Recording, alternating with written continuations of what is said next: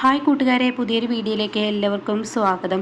അങ്ങനെ സത്യനും ശ്യാമും കൂടി പോലീസിൻ്റെ കാല് പിടിക്കുന്ന രീതിയിൽ സംസാരിക്കുകയാണ്. ഇത് പുറത്ത് പോയി കഴിഞ്ഞാൽ ഏട്ടൻ പറയുന്നത് പോലെയൊന്നല്ല, എല്ലാവർക്കും ചീത്തപ്പേരാണ്. അപ്പോൾ സുകുമാരി പറയണേ, ഞാനും അന്തസ്സായി ജീവിക്കുന്ന ആളാണ് സാറേ, ഞാൻ ഇവൻ്റെ അമ്മ പറഞ്ഞത് പ്രകാരം ഇവനെ രക്ഷിക്കാൻ വേണ്ടി അവിടോട്ട് വന്നതാണ്, അല്ലാതെ ഒരിക്കലും ഇവൻ കുടിച്ച് നശിക്കണമെന്ന് ആഗ്രഹിച്ചിട്ടോ ഇവനുമായി ഞാൻ അങ്ങനെ ഒരു ബന്ധമുണ്ടോ ഒന്നുമല്ല. എന്നെ ഇങ്ങനെ തരം താഴ്ത്തുന്ന ഈ ഒരു പരിപാടിക്ക് നിൽക്കരുത് സാറേ.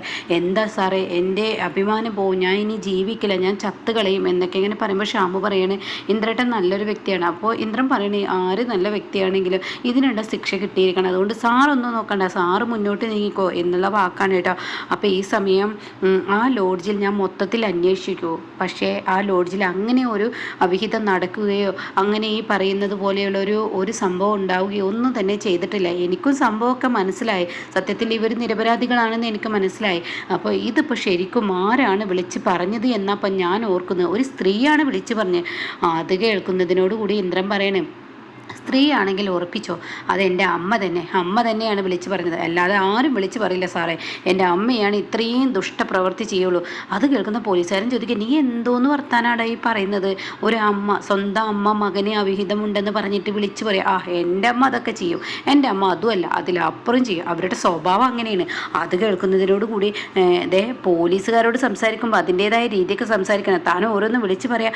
അപ്പോൾ ഉടൻ തന്നെ സത്യം ചോദിക്കുക, അല്ല ഇവിടോട്ട് ആരാ വിളിച്ചു പറഞ്ഞതെന്ന് സത്യം അറിയാൻ ഇവിടെ ഫോൺ നമ്പറും കാര്യങ്ങളൊക്കെ രേഖയിൽ ഉണ്ടാവില്ലേ, അത് ലാൻഡ് ഫോണിലോട്ടാണ് വിളിച്ചത്, എങ്കിലും കൂടി ഞങ്ങൾ ആ ഫോൺ നമ്പർ നോട്ട് ചെയ്തിട്ടുണ്ട്, എന്തായാലും ഞാൻ ആ ഫോണിലോട്ട് ഒന്നും കൂടി വിളിക്കട്ടെ എന്ന് പറഞ്ഞിട്ട് ആ ഫോണിലോട്ട് വിളിക്കാൻ കേട്ടോ.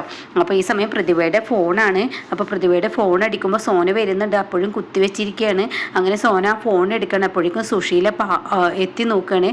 അങ്ങനെ ഈ സമയം പ്രതിഭയാണെങ്കിൽ തുടച്ചും കൊണ്ടിരിക്കുകയാണ്. പ്രതിഭ നിൻ്റെ ഫോൺ അടിക്കുന്നതെന്ന് പറഞ്ഞിട്ട് സോന പ്രതിഭയുടെ കയ്യിൽ ഫോൺ കൊടുക്കുകയാണ്. അങ്ങനെ ഈ ഫോൺ എടുത്തിട്ട് തന്നെ ഉടനെ പറയുന്നുണ്ട്, അല്ല ഈ ഫോണ് വന്നിരിക്കുന്നു, ഇതാരുടെ നോക്കുക എന്ന് പറയുമ്പോൾ, ഹലോ ഇതാരാണ്, ഞാൻ പോലീസ് സ്റ്റേഷനിലോട്ടോ, പോലീസ് സ്റ്റേഷനിൽ നിന്നോ? അത് കേൾക്കുന്ന സുശീല കിളിപോയതുപോലെ നിൽക്കുകയാണ്. അപ്പോഴും തന്നെ പോലീസ് സ്റ്റേഷനിൽ നിന്ന് എൻ്റെ ഫോണിലോട്ട് അല്ലേ, കുറച്ച് നിമിഷങ്ങൾക്ക് മുന്നേ ഈ ഫോണിലോട്ട് നിങ്ങൾ വിളിച്ച് ഒരു കാര്യം പറഞ്ഞിരുന്നല്ലോ. ഞാനോ? ഈ ഫോണിൽ നിന്ന് ഞാൻ സാറേ പോലീസ് സ്റ്റേഷനിലേക്കൊന്നും വിളിച്ചിട്ടില്ല, എനിക്കെന്തിനാ അതിൻ്റെ ആവശ്യം, എന്താ നിങ്ങൾ പറയുന്നത്, കുട്ടിയുടെ പേരെന്താ, നിങ്ങളുടെ പേരെന്താ എന്ന് എസ് ഐ ചോദിക്കുമ്പോൾ തന്നെ പ്രതിഭ എന്ന് പറയും കേട്ടോ. പ്രതിഭയോ? അത് കേൾക്കുന്ന ശ്യാമും സത്യനും അതുപോലെ ഇന്ദ്രനൊക്കെ ഞെട്ടി നിൽക്കുകയാണ്. പ്രതിഭ. അപ്പോൾ ഉടൻ തന്നെ ശ്യാമു പറയുന്നത്, പ്രതിഭ സത്യൻ്റെ ഭാര്യയാണെന്ന് അവിടെ പറയുന്നുണ്ട് കേട്ടോ എസ് ഐയോട്. അപ്പോൾ ഉടൻ തന്നെ നിങ്ങളുടെ ഭർത്താവിൻ്റെ പേരെന്താ? എൻ്റെ ഭർത്താവിൻ്റെ പേര് സത്യൻ എന്നാണ് എന്ന് പ്രതിഭ പറയുന്നു കേട്ടോ. താങ്കളുടെ ഭർത്താവിൻ്റെ പേര് സത്യൻ എന്നാണല്ലേ, എന്നാൽ താങ്കളുടെ ഭർത്താവിൻ്റെ കയ്യിൽ ഫോൺ കൊടുക്കാമെന്ന് പറയണേ. അങ്ങനെ സത്യൻ്റെ കയ്യിൽ ഫോൺ കൊടുത്തിട്ട് എസ് ഐ പറയണേ, നിങ്ങൾ ആരെങ്കിലും കൂട്ടി പെട്ടെന്ന് ഇങ്ങോട്ടേക്ക് വരാൻ നോക്കെന്ന് പറയണേ. അത് കേട്ടോടെ തന്നെ സത്യനും അത് അങ്ങ് പറയാണ് കേട്ടോ പ്രതിഭയോട്. അങ്ങനെ ഫോണ് കട്ട് ചെയ്യാണ്. ഈ സമയം സുശീല, എന്താ പ്രശ്നം, എൻ്റെ ഫോണിൽ നിന്ന് ആരോ എന്തോ വിളിച്ചു പറഞ്ഞു എന്ന് പറയുന്നത്, എന്താണ് ഇതിൻ്റെ സത്യാവസ്ഥ എനിക്കറിയില്ല, അതുകൊണ്ട് തന്നെ അങ്ങോട്ടേക്ക് ചെല്ലാനാണ് പറയുന്നത്. അപ്പോൾ സത്യം വെക്കുന്നതിന് മുന്നേ ഒന്നെങ്കിൽ ഇനി സോനയോ അല്ലെങ്കിൽ അമ്മയെ കൂട്ടിയിട്ട് വാ എന്ന് പറയുന്നുണ്ട് കേട്ടോ. അപ്പോൾ ഉടൻ തന്നെ സോന, നീ എൻ്റെ കൂടെ വരുമോ? അയ്യോ ഇവളെ ഒന്നും കൂട്ടി പോകാൻ പറ്റില്ല, ഇവൾക്ക് കുഞ്ഞുള്ളതാണ്, അതുകൊണ്ട് ഞാൻ വരാം, നീ പെട്ടെന്ന് ഡ്രസ്സ് മാറി വാ എന്ന് പറഞ്ഞിട്ട് സുശീല പിറകെ പോവാണ് കേട്ടോ. എന്നാൽ ഈ സമയം സത്യം അറിയാഞ്ഞിട്ട് ഇവിടെ ദേഷ്യം പിടിച്ച് നിൽക്കുകയാണ്. ഇന്ദ്രന് സത്യം മനസ്സിലായി, ശ്യാമിനും മറ്റുള്ളവർക്കൊക്കെ സത്യം മനസ്സിലായി, പക്ഷേ ഇവിടെ സുകുമാരിക്ക് മാത്രം മനസ്സിലായിട്ടുണ്ട് കേട്ടോ. അപ്പോൾ സുകുമാരി പറയണ, പാവാണ് സുശീല ചേച്ചി മറ്റുള്ളവർക്ക് ദ്രോഹമൊന്നും ചെയ്യില്ല. അത് കേട്ടോടെ തന്നെ ഇന്ദ്രൻ പറയണ, സുശീല ചേച്ചി യാതൊരു ഉപദ്രവവും ചെയ്തിട്ടില്ല, ഇപ്പം നിങ്ങൾക്ക് അവിധം ഉണ്ടാക്കി തന്നില്ലേ എന്നിവിടെ പറയാൻ കേട്ടോ. എന്നാൽ ഈ സമയം പിന്നീട് കാണിക്കുന്നത് ചീരുവിനെയാണ്. ചീരു ഇങ്ങനെ പുറത്ത് നിൽക്കുമ്പോൾ അമ്പിളിയിലേക്കും കടന്നു വരികയാണ്. അപ്പോൾ തന്നെ, മോളെ നീയല്ലേ നിൻ്റെ ഭർത്താവിൻ്റെ വീട്ടിലോട്ട് പോയി എന്നൊക്കെ പറഞ്ഞ് 2 ദിവസം അവിടെ നിൽക്കുന്നതെന്നൊക്കെ പറഞ്ഞിട്ട് നീ ഇന്നലെ തന്നെ ഇങ്ങോട്ടേക്ക് വന്നോ? അത് ഇന്നലെ അച്ഛനെ വിളിച്ച് പറഞ്ഞു എന്നോട് ഇങ്ങോട്ടേക്ക് വരാൻ. അതെന്താ അച്ഛൻ എന്നോട് ഇത്ര പെട്ടെന്ന് പറഞ്ഞത്? ഇന്നലെ അനുചേച്ചി ഈ വീട്ടിൽ തനിയായിരുന്നു, അപ്പോൾ ഭാനുമ്മ ഇല്ലേ എന്ന് ചോദിക്കുമ്പോൾ ഭാനുമ്മ ഇവിടെ ഉണ്ടായിരുന്നില്ല.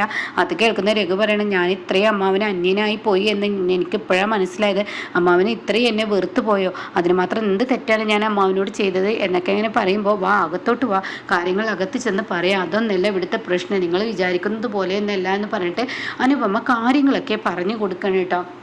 അപ്പോൾ ഈ സമയം അപ്പോൾ അമ്മാവൻ ഇതിന് വേണ്ടിയാണ് എന്നെ വിളിച്ചത്. എന്നാൽ അമ്മാവന് ഞാൻ ഫോൺ അടിച്ചപ്പോൾ അപ്പം തന്നെ എൻ്റെ ഫോൺ എടുക്കായിരുന്നു. അപ്പോൾ ചീരു പറയണ ആ മാനസികാവസ്ഥയല്ല, ഇങ്ങനെ ഒരു പ്രശ്നമാണ് ഉണ്ടായത്. അത് കേൾക്കുന്നതിനോടുകൂടി ഉടൻ തന്നെ രഘു പറയണേ, ഇതിനൊരു തീരുമാനം ഇനി എടുക്കണം. ഞാൻ പൊട്ടനായി നിന്നിട്ട് കാര്യമില്ല. എനിക്ക് അമ്മാവിൻ്റെ അഭിപ്രായം എനിക്ക് കേൾക്കണ്ട. ഇത് ഞാൻ ചോദ്യം ചെയ്യാതിരിക്കില്ല. അങ്ങനെ അവിഹിതമുണ്ടാക്കി ഇവിടെ അനുപമയെ പേരുദോഷം ഉണ്ടാക്കാനൊന്നും ഞാൻ ഒരിക്കലും അത്രയും അമ്മാവിൻ്റെ കുടുംബത്തിൽ ആരും ഇല്ലാത്തവനല്ല. ഞാൻ ജീവിക്കുന്നത് തന്നെ അമ്മാവിൻ്റെ മക്കൾക്കും വേണ്ടിയിട്ടാണ്. അത് നിങ്ങളെല്ലാവരും മനസ്സിലാക്കണം. ഇപ്പം അമ്മാവന് പോലും എന്നെ വേണ്ട. അമ്മാവിനോട് എന്ത് തെറ്റാണ് ഞാൻ ചെയ്തതെന്ന് അറിയില്ല. അപ്പോൾ ഇത് കേൾക്കുന്ന അനുപമ ചോദിക്കുക, എന്താ അങ്ങനെ പറയുന്നത്? അല്ല, ഇപ്പോൾ ആദ്യത്തന്നെ എന്ന് പറയുന്ന അവൻ വന്നതുകൊണ്ട് തന്നെ അമ്മാവിന് ഇപ്പം എന്നെ വിശ്വാസമില്ല. അതുകൊണ്ട് ഞാനും അമ്മാവനും ഒന്നും അപ്പോൾ നിങ്ങൾ തമ്മിൽ വഴക്കൊന്നും ഉണ്ടായില്ല. അമ്മാവൻ ഞങ്ങൾ അവിടെ നിന്ന് ഇറങ്ങിപ്പോരുമ്പോൾ അതിനെ എതിർക്കുകയോ ഞങ്ങൾ എന്തോ കള്ളം ചെയ്തു എന്നുള്ള ആ ഒരു ഇതൊക്കെയാണ് അമ്മാവിൻ്റെ. അപ്പോൾ അത് കേൾക്കുന്ന ചീര് പറയണേ, അമ്മാവിൻ്റെ മാനസികാവസ്ഥ, അതായത് അച്ഛൻ്റെ മാനസികാവസ്ഥ രഘുവേട്ടൻ ആലോചിക്കണം. അതുകൊണ്ടാണ് അച്ഛൻ അങ്ങനെയൊക്കെ പെരുമാറിയിട്ടുണ്ടാവുക. ഏറ്റവും കൂടുതൽ ഇഷ്ടം രഘുവേട്ടനോട് തന്നെ എന്നൊക്കെ ഇങ്ങനെ പറയുമ്പോൾ ഉടൻ തന്നെ രഘു പറയണേ, അതൊക്കെ അവിടെ നിൽക്കട്ടെ, ഞാൻ എന്തായാലും ഇതിന് ചോദ്യം ചെയ്തിട്ട് വരാം. ഇന്ദ്രനെയും അവൻ്റെ അമ്മയും അങ്ങനെ വിട്ടാൽ ശരിയാവില്ലല്ലോ എന്ന് പറഞ്ഞിട്ട് രഘു ഇവിടെ നിന്ന് ഇറങ്ങുന്നുണ്ട് കേട്ടോ. എന്നാൽ ഈ സമയം ഇപ്പുറത്ത് സുശീല പോലീസ് സ്റ്റേഷനിൽ എത്തിയിരിക്കുകയാണ്. പ്രതിഭയുണ്ട്. അപ്പോൾ പ്രതിഭ പറയാണ്, സാറേ ഞാൻ വിളിച്ചിട്ടില്ല, സാറേ ഞാൻ വിളിച്ചിട്ടില്ല. എന്താ താനീ പറയുന്നത്? തൻ്റെ ഫോണ് പിന്നെ വേറെ ആര് യൂസ് ചെയ്യാനാണ്? തൻ്റെ ഫോണിൽ ലോക്കൊന്നും ഇടില്ല. ഇല്ല സാറേ, എൻ്റെ ഫോണിൽ ഒരു ലോക്കും ഞാൻ ഇടാറില്ല. എന്തോന്ന് സ്വഭാവമാണ് തൻ്റേത്? തൻ്റെ ഫോണ് ലോക്ക് ഇടണ്ടേ? അപ്പോൾ തന്നെ പ്രതിഭ പറയുന്നുണ്ട്, സാറേ ഞാനിതൊന്നും അറിഞ്ഞിട്ടില്ല.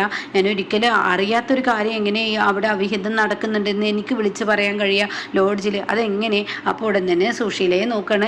സാറേ ഇത് അപ്പോൾ പിന്നെ നിങ്ങളുടെ വീട്ടിൽ ആരെ താമസിക്കുന്നത് എന്ന് പ്രതിഭയോട് SI ചോദിക്കുമ്പോൾ എൻ്റെ നാത്തൂനും അതായത് എൻ്റെ അമ്മായിമ്മയും നിങ്ങൾ രണ്ടുപേരും താമസിക്കുന്ന വീട്ടിൽ പിന്നെ വേറെ ആര് വിളിച്ച് പറയണേ? ഇവർ രണ്ടുപേരെ ചെയ്യത്തുള്ളൂ. നിങ്ങൾ വിളിച്ച് പറഞ്ഞില്ലെങ്കിൽ ഇവർ രണ്ടുപേരെ ചെയ്യത്തുള്ളൂ. എവിടെ നിങ്ങളുടെ നാത്തൂൻ സോന? അത് കേൾക്കുന്ന സുശീല പറയണേ, അയ്യോ എൻ്റെ മോള് പാവാണ്, എൻ്റെ മോൾ ഇതിലേക്ക് വലിച്ചഴക്കല് ഒരിക്കലും എൻ്റെ മോള് ചെയ്യില്ല. അപ്പോൾ ഉടൻ തന്നെ നേരത്തെ ഇപ്പോൾ ഇവിടെ ആരോ പറഞ്ഞിരുന്നു നിങ്ങളാണിത് ചെയ്യാന്ന്, അമ്മയാണ് ചെയ്യുക എന്ന് പറയുന്നുണ്ട്. അപ്പോൾ നിങ്ങളാണത് ചെയ്ത് അയ്യോ സാറേ ഒരിക്കലും ഞങ്ങൾ അങ്ങനെ ചെയ്യില്ല. ഞാനും സുകുമാരിയും സംസാരിക്കുന്നതിനിടയിൽ ഇങ്ങനെ ഒരു പണി ആരോ ഒപ്പിച്ചിരിക്കുകയാണ്. ഞങ്ങളുടെ സംസാരം കേട്ടിട്ട് ആരോ മനഃപൂർവ്വം വിളിച്ചു പറഞ്ഞിരിക്കുകയാണ്. അപ്പോൾ സുകുമാരി പറയാം, സുശീല ചേച്ചി പാവാണ് സാറേ, സുശീല ചേച്ചി ഒന്നും പറയണ്ട. അത് കേൾക്കുന്നതിനോട് കൂടി ഇന്ദ്രൻ പറയണേ, അതെ സാറ് ഇങ്ങനെയൊന്നും ചോദ്യം ചെയ്താൽ ഇവരൊരിക്കലും സത്യം പറയില്ല. സാറിൻ്റെതായ വഴിയിലൂടെ ചോദ്യം ചെയ്തോ ഇവരൊന്നും ഒരിക്കലും ഈ ഒരു സത്യം തെളിയിക്കാൻ സാറിനെ സമ്മതിക്കില്ല.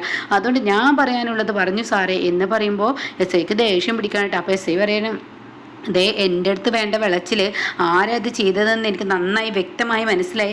അതുകൊണ്ട് അപ്പോഴേക്കും സുകുമാരി പറയണേ, എൻ്റെ ഇത് കേസുമായി മുന്നോട്ട് പോലെ സാറേ, ഞാൻ മരിക്കും. എൻ്റെ വീട്ടിൽ ഞാൻ അന്തസ്സായി ജീവിക്കുന്നവളാണ്. എനിക്കൊരു പേരും ചൂരൊക്കെ നാട്ടിലൊക്കെ ഉണ്ട്. അപ്പോൾ ശ്യാമും സത്യനും പറയണേ, ഇന്ദ്രേട്ടനും അങ്ങനെ നല്ലൊരു മനുഷ്യനാണ്, ഇന്ദ്രേട്ടൻ ഒരിക്കലും ഒരു തെറ്റ് ചെയ്യില്ല. അപ്പോൾ ഉടൻ തന്നെ ഇവിടെ സുശീല പറയണേ, സാറേ എന്തായാലും ഇങ്ങനെയൊക്കെ സംഭവിച്ചില്ലേ? അപ്പോൾ ഉടൻ തന്നെ നിങ്ങളുടെ വിളച്ചിൽ ഞങ്ങളുടെ അടുത്ത് നടത്തണ്ട, എന്തായാലും ഇത് ലാസ്റ്റ് വാർണിംഗ് ആണ്. ഇനി ഇങ്ങനെ കാര്യങ്ങൾ ഇവിടെ ഉണ്ടായിക്കഴിഞ്ഞാൽ നിങ്ങളൊക്കത്തിനും തൂക്കിപ്പിടിച്ച് ഞാൻ മുക്കിലോട്ട് ഇടും എന്ന് പറയാനിട്ടാ.